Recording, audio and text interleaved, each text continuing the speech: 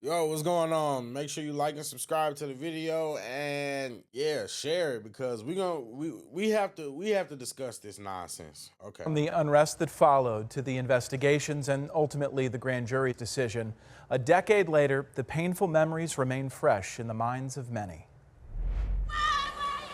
Around noon, Saturday, August 9th, 2014, on Canfield Drive in Ferguson, Missouri, 18-year-old Michael Brown was shot dead by a Ferguson police officer. Brown's body remained on the ground for hours as crowds grew angry in the neighborhood. Extra police were called in and the tactical unit was stationed on West. Man, if you were around during that time, man, what a time to be alive. Yeah, this is the Mike Brown situation. This is a situation that a lot of people refer to as ground zero, and they refer to it as ground zero because this is where a lot of this modern civil unrest began. If you really examine the timeline of events, this is really where it began. This is really where people got fed up and they decided that they were going to start protesting, right? I have no problem with protesting, but this was also when the example in the bar was set for the looting, the civil unrest, the autonomous zones, all the egregious things that took place that essentially destroyed the cities that participated in it. That's what we left with. I can speak on this because, like I said, this story in particular was close to home. So guess what? Like when you witness and you see the chaos, the destruction, the impact,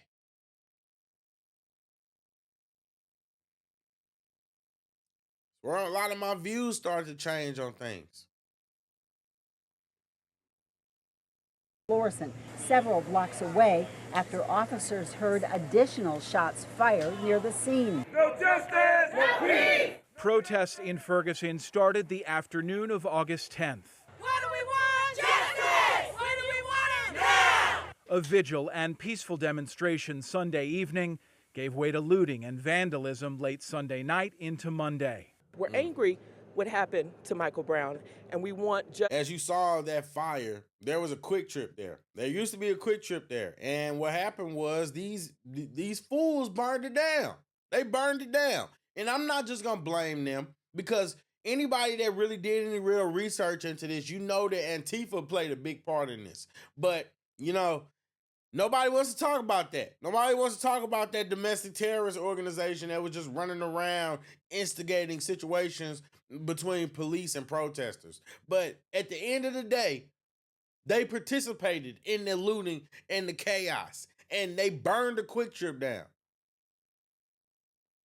Jobs gone. Revenue source gone. And when you look at these areas, they're shitholes. And I hate to say that, excuse my language, but they're shitholes. And then you wonder why they are the way they are, right? And it's because of the people. Who tears up your own neighborhood because you mad? Justice for him. We want an investigation, but we know that this isn't going to solve anything. Protests continued in the days that followed. When night fell, the unrest would often turn violent. At times, police used tear gas and rubber bullets to disperse protesters. The FBI began investigating Brown's death as the situation in Ferguson was now getting national attention.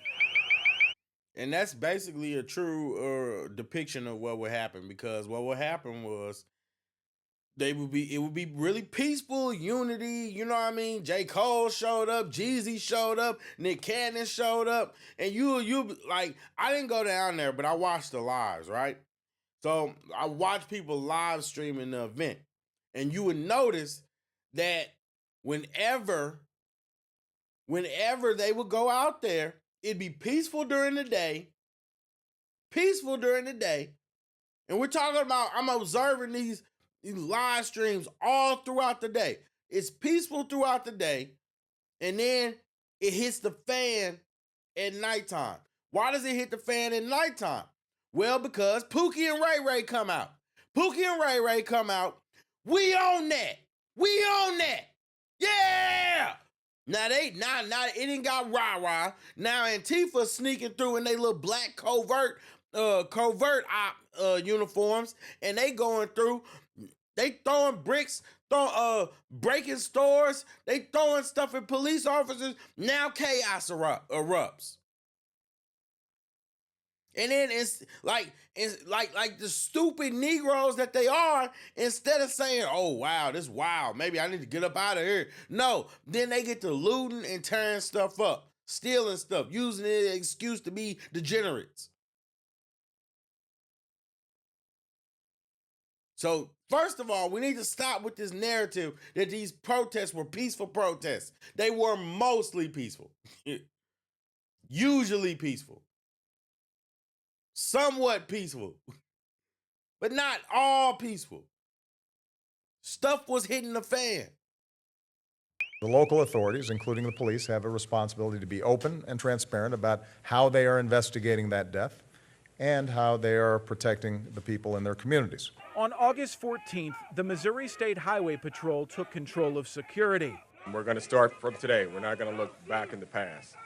And when we talk about boots on the ground, my boots are going to be on the ground. The following day, police identified Darren Wilson. National Guard, Highway Patrol, it got bad. It got bad, guys. Wilson as the officer who killed Michael Brown. He's been a police officer for 6 years, has had no disciplinary action taken against him. During the same news conference, police also shared surveillance video of Brown in a confrontation with an employee of the Ferguson market in the moments prior to his death. It angered protesters. This has raised a whole lot of attention right now. It's going to raise a whole lot of attention. Right. They mad. They mad because they found out that the person that they causing all this chaos and rioting for wasn't an angel. What do I always say? Black people rally and support the people that are the worst people. You protest and you destroy a town for criminals. It's crazy. Right now, because of the issue you bringing up of robbery. So the tension going to get real high today. Missouri Governor Jay Nixon declared a state of emergency on August 16th. 2 days later, Nixon called in the National Guard. Our soldiers have been well trained and have overseen many missions of state response over the years, and they're well equipped to handle this mission and well resourced. While the unrest continued, a grand jury in St. Louis County started hearing evidence to determine whether Wilson should be charged. Protesters called for prosecutor Bob McCullough to be taken off of the case. To everyone who thinks I should be taken off this case, they need to be talking to the governor, because he's the only one can do it. The president can't do it. Michael Brown was laid to rest August 25th. Hundreds of people attended his funeral service at Friendly Temple Missionary Baptist Church.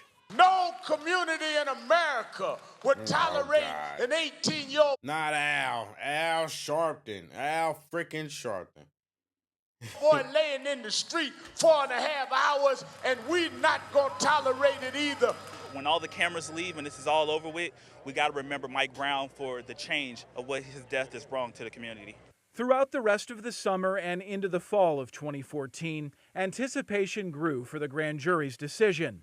In November, preparations ramped up for the announcement. I guess waiting with bated breath. People are on all sides of the issue, are fatigued from it. Hurting others. Yeah, it was bad. People were boarding up their businesses. They were boarding up their businesses and everything. They were getting ready for craziness. A lot of people feel that's why the verdict was the way it was, because they were afraid of the unrest. Destroying property is not the answer.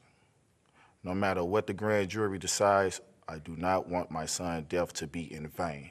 On the night of November 24th, crowds gathered across St. Louis and the country as St. Louis County Prosecutor Bob McCullough shared the news. They determined that no probable cause exists to file any charge against Officer Wilson and returned a no true bill on each of the 5 indictments. Violence ensued that night in several communities. At least a dozen buildings and multiple vehicles were burned in the St. Louis area.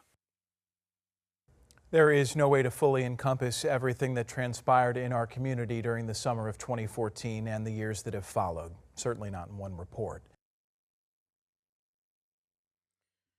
If you were there, you remember it, man. It was crazy.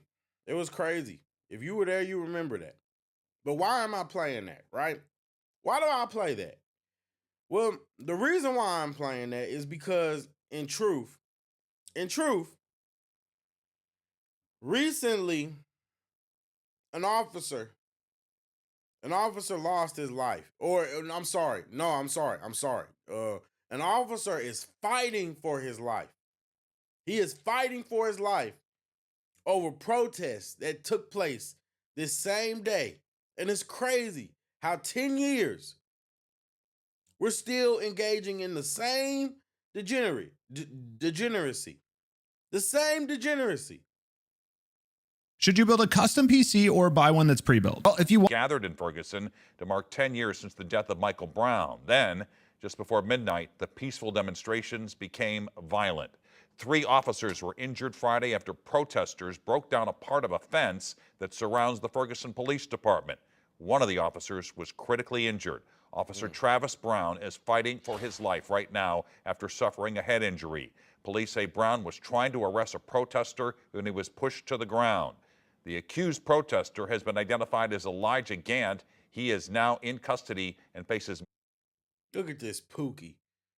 You assaulted an officer, and now here's the kicker, right? This officer is a black man. So you sitting over, you're so angry that you're willing to defeat one of your own. That's what y'all love to say, right? But like I always say, black people, they hate themselves. They hate themselves.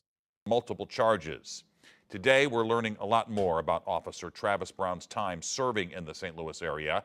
He joined the Ferguson Police Department in January of this year.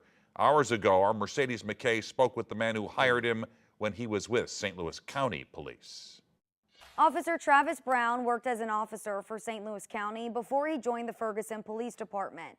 Today, I spoke with former St. Louis County Police Chief Tim Fitch, who hired Brown to wear the St. Louis County badge. Fitch says TJ has a contagious smile and aura that makes him incredibly special. I'm hoping and praying that he comes out of this and can get back to work because we need people like him in our community serving in law enforcement. Over 24 hours after Officer Travis Brown was seriously injured, his former boss, Tim Fitch, shedding a light on the stand-up man he is. When you know, and I think that point needs to be really articulated, because that's important. You guys always claim, I love to hear people talking about defund the police. Get rid of the police. We don't need the police, right? The smart solution is for reform. And reform comes from getting weirdo police officers out of the force and putting more good police officers. If you have more good police officers, then it's only natural that it's going to outweigh the few bad eggs. Yes, there will always be bad eggs, but if there are more good eggs, then guess what? It becomes easier to trust them and hold the bad eggs accountable. But this is what you do to somebody who's doing well, who's doing good. A black man joining the police force in order to make a difference. And he's fighting for his life.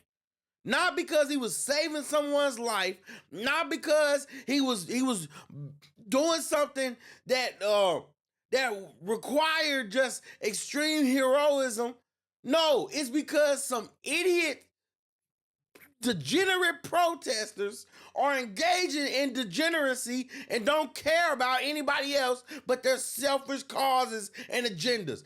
In truth, you know what? You know the officer, and you've met the officer, and he has a contagious smile, you're just like, how can this happen? 5 on Your Side caught that contagious smile in action when Officer Brown helped celebrate a little boy with autism's birthday in North St. Louis. Now, 5 months later, he's fighting for his life, as many, like Fitch, try to wrap their heads around what took place Friday night. This went on all day long with no issues. I mean, police were there to help, blocking streets, keeping people safe. And it was like during 2014, it was like a light switch. After a certain hour. Fitch says after hearing what happened, his first reaction was, here we go again. I thought we were past. Now, what did I say? Now, what did I just say? The Pookies come out. The Pookies come out. Look who's been charged. You're the problem, black culture. I'm sorry, but the truth of the matter is you're the problem. You're why things happen the way that they do. Yes, officers should be held to higher standard, but you bring a lot of this disaster and destruction upon yourselves. That's the truth. That officer didn't deserve that. Everything's good until somebody's fighting for their life. Lock them up and throw away the key, man. It's just pathetic. It's pathetic. I just want to say, man, hopefully everything works out with this officer and he doesn't have to lose his life because of what these degenerate imbeciles have done. And prayers to his family, prayers to him, and hopefully he can pull through because he didn't deserve this. It's not right.